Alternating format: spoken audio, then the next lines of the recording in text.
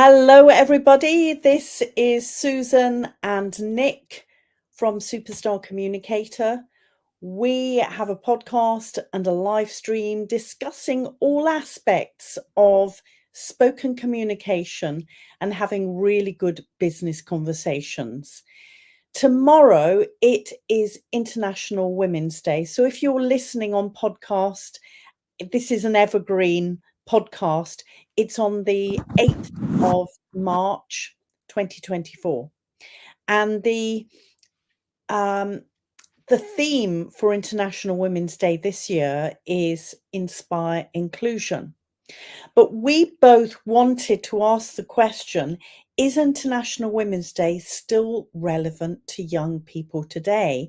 And given the fact that, Nick, respectfully, you are Gen Z, you are in a perfect position to be able to answer that question. So I'm throwing that question to you, first of all. So, from a historical standpoint, I'd say today, but tomorrow, International Women's Day, is an opportunity to shed light on historical women who might not have had the chance to be looked at. From my perspective as a classical musician, that would be composers. And on the internet, there is a huge discovery level within YouTube to discover female composers. So that the International Women's Day is a kind of opportunity to shed light on women that might have been overlooked. And tomorrow it's an opportunity to celebrate women's achievements and personal goals, and sort of from a younger perspective take time to appreciate the strong figures in our lives, and also the fact that there is still a long way to go to achieve full gender equality. And what does gender equality mean to you? It would ultimately go down to equal opportunities and the ability to be able to do the same thing and have the same opportunities. So, looking at some of the research and life now, girls are doing better than boys in exams usually. And there are more young women going to university than boys, more young women training to be doctors and lawyers than men. Surely it's already a better world for women and girls. Well, that's sort of a perspective from the what would it be? The compared to developing countries, and lower end countries that don't have equal rights. In the Middle East, where women still have to have that they aren't able to go to universities, and so in countries outside of the UK and USA, women still don't have the same equal rights. So tomorrow it's a day to shed light on those countries as well. Yeah, I think that's really a really important point, that we can be seeing what things are like in a first world country, but there are countries all over the world where there are not those opportunities. But also to realise that, when I was in my teens, there were not the opportunities for women and girls that there are now, which is brilliant, and that should be celebrated. I'm not moaning about that. But I just wanted to spend a moment just to share why International Women's Day was really set up. And it was set up in 1908. The women in the textile garment industry in New York protested about equal pay and better work conditions. And it started a movement of recognizing and recognizing the contribution of women and girls in the world and in life. There are traditions of recognising International Women's Day, not really in Britain, but it's actually a national day in places like Afghanistan. The irony there, because the lack of women's rights, the human rights violations towards women's and girls in Afghanistan is immense. But there are other countries like Georgia. So certainly in my family, we have a family friend who's from Georgia, and this is part of their tradition to celebrate women on this day. And in some countries, presents are given to women and girls, places like Italy. So, you know, for my son, I'm expecting a present tomorrow from him. There are proper celebrations. In Italy, mimosa is given to girls. It's a little yellow flowered um, shrub that has beautiful yellow flowers at this time of the year. And there is a famous mimosa cake. So there are lots of things going on in other parts of the world. But are you aware, Nick, of International Women's Day here and celebrations that are taking place? I'm actually unaware of any celebrations. For me, one of my friends is having a birthday party on the same day, so it's a bit unfortunate. But I'm aware that there are things like similar to the Pride parades. There are big celebrations going on in the city, and yeah, that usually there are big social media posts that people do to show the top 10 female artists that uh, inspire them to do what they do.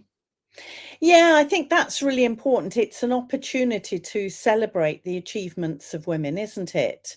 Um, Certainly, I'm part of my work is that I do speaking, and I have a couple of speeches. I delivered one yesterday to a fantastic client called Hallion, and it was to inspire career development, career success, which I believe is very empowering. And I have a couple more of those events taking place. But I've seen more and more that one is that there are events going on organized by corporates, but they don't want to spend money on paying a speaker, which the irony there, to empower women, but you don't have a budget to pay for a great speaker.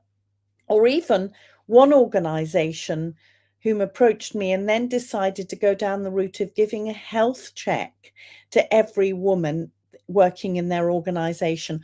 What they're going to do with that data, I don't know. It's all a little bit worrying, isn't it? Mm. Um, but other places, they are celebrating by giving everybody a manicure or something like that, rather than let's celebrate how amazing we are and let's have some people who have really achieved and sharing their achievements and to empower you and inspire you. Do you think that that's better? Well, I suppose it's quite an interesting one. Um, but from a corporate perspective, they're going to put on shows to make it seem like they um, support that kind of thing. But really, the best way to do that is to shed light on their own diversity within the corporate realm. So the 1% showing how their CEOs are based around a diverse leadership. So not just men as CEOs, but women as well. Yeah, I think that's a really good point to highlight the senior leadership and the fact that there are some women there. I mean, certainly when I was starting out, after I graduated, if I had seen female leaders very visible, that would be an inspiration for me. And I know that for young women now, that is a real inspiration. And International Women's Day, if it's done in that way, can be a great way to inspire women to do better. We've just heard from Angela Bond. We cannot see who is listening. So please, if you've got a question, if you have a comment, an opinion, please feel free to contribute, because we've set up questions, but getting from other people is brilliant. So Angela Bond, thank you so much for contributing. She says, I recruit for the insurance industry, and there are some great events happening this week in the city to recognise and support International Women's Day. Lots of great networks getting involved. That's brilliant, because in fact, part of career success is building a very strong network.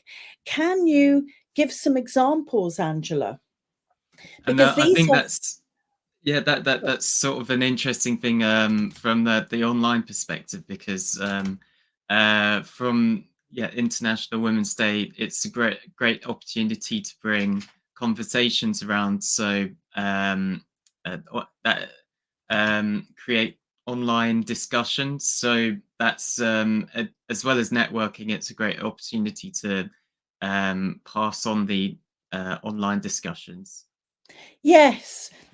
And Angela, are there, within the events that you're going to, are there men coming along? Because certainly we're having this discussion. Nick, you're a man. I'm a woman. I think that it's great to have the perspective of both sexes here. But do you encourage male allies to come along? So men that support this as well, support women and support the empowerment of women into more senior roles. I'd be very interested to hear anybody else wanting to contribute. I've heard independently from Antoinette Dale Henderson, who works with women on gravitas to empower themselves to move into senior roles. She said that she's very conscious of the fact that there are some very scary statistics about sexual violence in schools. In 2021, Ofsted published a review of sexual abuse in schools and colleges in England. It found that sexual harassment occurred so frequently that it had become commonplace. Sexist name calling, 92%. Rumours about their sexual activity, 81%. Unwanted or inappropriate comments of a sexual nature, 80%. Sending pictures or videos they didn't want to see, 88%. Now, I mentioned earlier on that girls traditionally do better than boys at exams. More girls go to university, yet there's an increasement of sexual harassment even in schools. What are your thoughts, Nick? Yeah, I think it's that kind of internet problem Yeah, that really you're detached from the person uh, than you would be in real life. So there's not not when you send a message, you don't see their reaction. So I think there's a kind of psychological element that people actually don't see the effects of what they're doing, or they don't think that they're going to have repercussions as badly. So it's really a problem with the modern technology of the internet, and being able to send those explicit messages without thinking of the repercussions. And I think really that needs a modern kind of law, uh, a new law thing. yeah, it does. I think that one thing is that if girls are targeted like this at school, it's going to undermine their confidence and almost silence them. If they're being bullied, they're not going to want to speak up in class. Perhaps even their their goal setting for afterwards, that their confidence is going to be knocked by that. Yeah, and I think it's also it's a growing discussion, which means that there will be teachers who hopefully can discuss that with the students and not leave them completely silent. But ultimately, there needs to be laws in place for social media for younger users to show that there will be repercussions to those kind of messages. Yes. Well, what does anybody else think? Now, getting back to the idea of allies, Angela has said, yes, absolutely, there are male allies involved in these events. And she also said, I would encourage for us to have those conversations and absolutely bring those male allies to our events. We need this to works together. Now, I will mention yesterday that I was at a client's speaking, and there weren't any males present in the room because it was actually a hybrid event. There were over 900 people at the event, but most of them were online. There were men there as well as women. I've been having messages from loads of people. The men in the room came at the end. They said that because it was for International Women's Day, everyone was welcome. They didn't specifically feel welcome. And we all felt afterwards, gosh, we've learnt from that. We need to actively encourage the men to feel welcome, not just for the sandwiches at the end, but to participate, not just online, but face to face. So that's a really, really good point, Angela. One thing that people often say is, why do we have International Women's Day? There isn't an International Men's Day. What do you think about that? Because we know the answer to this, don't we, I, Nick? I think there is a International Men's Day, Yeah. but it focuses on the mental health side. Well, Um, not just the mental health side, but certainly here at Superstar Communicator, we always celebrate International Men's Day. And um, one of the challenges for men is mental health. And we've, over the last couple of years, we've had men who are supporting men in that area, and also physical health. So absolutely, we do that. We don't exclude men either for International Women's Day or supporting International Men's Day.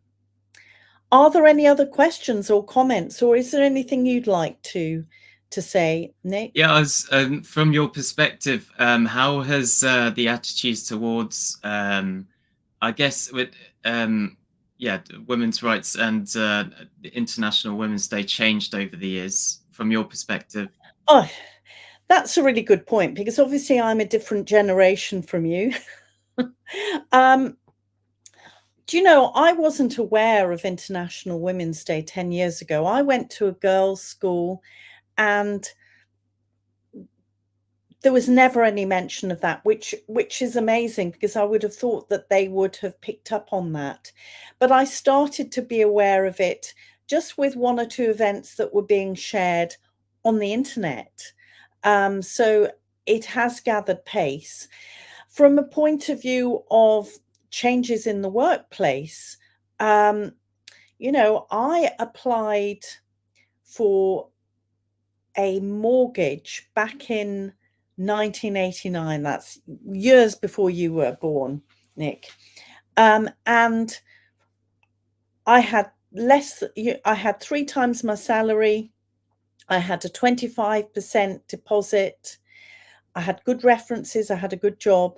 And the broker came back to me and said, we're not giving you a mortgage because you're a single woman on your own, and you will get pregnant and you won't pay back. 25 years later, I wrote to those brokers and said, I've never missed a payment. But my actual broker went back to them and said, you do not know Sue.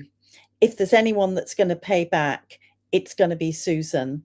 but I had to pay a slightly higher percentage because I was a high risk, because I was a woman. That would never happen now. And certainly there was a situation around the same time when because I was a teacher at the time, in the magazine there was a question about who you should recruit for a job within the teaching profession, and it was the difference: a man with children and a single woman. And without exception, all of the experts said we should give the job to a man with the children because he has a family to support. Now, that was in black and white in the 80s. And certainly when I was a schoolgirl, there were very few female leaders. You know, your headmistress, you'd be aware of the matron who would be the sort of head nurse in a hospital, and you know, the head nun in the Sound of Music. But there were really very, very few. Then there was Margaret Thatcher. Women couldn't become curates until later on.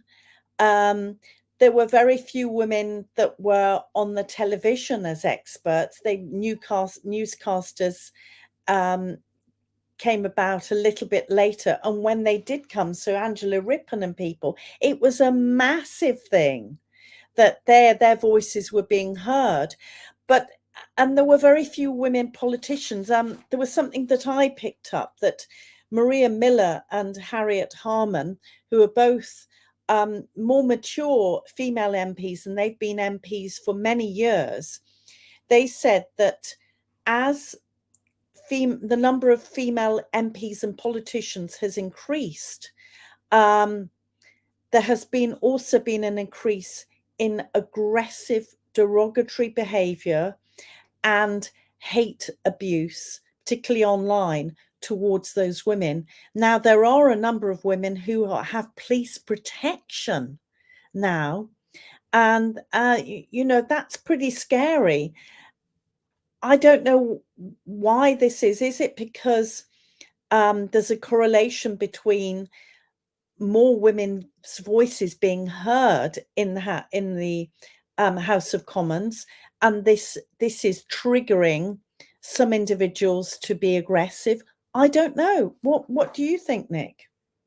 I think it does boil down to that internet kind of anonymous Do you think so? element, that people can simply say what they want without any repercussions. But I think there's also just a bad a pushback from some individuals that might feel insecure about that kind of element. But I also think that there's bad attitudes from men in the House of Parliament. There was that case of Boris Johnson against, I can't, is it Angela, the Labour Oh MP? yes, And Boris Angela Johnson, Rayner. yeah, he said something sexist that was distracting him, and I think there's just poor attitudes from the MPs as well. Yes, there is. And if you hear the Prime Minister saying something so derogatory, it does send messages to an element of society Yeah, that he they was can get. prime minister at that time as well, so that's, yeah, Yeah, I mean, yeah. not Uh, good. we could do an entire session on Boris Johnson, but I'm not going to waste the oxygen. He's not worth it. No. So I'm aware that people are watching. Please do comment here. But this year, the theme for International Women's Day is Inspire Inclusion. From my point of view, I think that this is a very, very powerful theme. Everything from thinking about a building being welcoming for women and girls as well as men. So, you know, if you go to a normal theatre, beforehand, during the interval, and afterwards, there are huge queues of women waiting to go to the loo because there are too few loos, and it's not because we are going into the loos and having a good old chat. In fact, in those situations, everybody washes their hands, gets out quickly because they know that there are other people waiting. But it's because for a number of reasons it takes us longer to go to the loo, changing clothes, or we might need to go to the loo slightly more. Making more loos available to women is a really easy win, isn't it? And also, I was thinking about making buildings safer when people leave, so that everything's lit up. If you're having to walk to a car park, it's properly lit up at night so that you feel safe. Have you got any thoughts about that? Yeah, that's an interesting one, and I know that the women I know, especially from university, they're always looking to walk in a group Yes. home because there is that fear. So I think in general, a positive mindset for output from the police as well, if they're looking around and supporting women when they're on nights out and walking around the city at that time, that would be a benefit as well. Yeah, absolutely. I think that that's a really good point. A visible police presence would help women and girls feel safer, but also men. The, the great thing about Inspire Inclusion, if that happens, it means that men become safer as well, doesn't it? If there's a bigger police presence. Mm. I know that Birmingham City Council, they've probably not got the money for it now, but they had an initiative um, that they announced a couple of months ago, that they were having a nighttime safety program in place so that women and girls did feel safer if they were working late, that they could get to a bus stop or to a taxi rank or to their cars more safely, with better lit roads, and also a bigger police presence. But as I say, that's probably been overridden now, sadly. But that's I feel that everybody benefits from that. Mm. And I was just thinking about how your experience with bankers saying that they weren't going to give you um, that kind of payment, I think is still happening today, where CEOs are decided um, based on that a similar kind of thought process, that women are less likely to be chosen for higher up roles because they might be pregnant and take time off.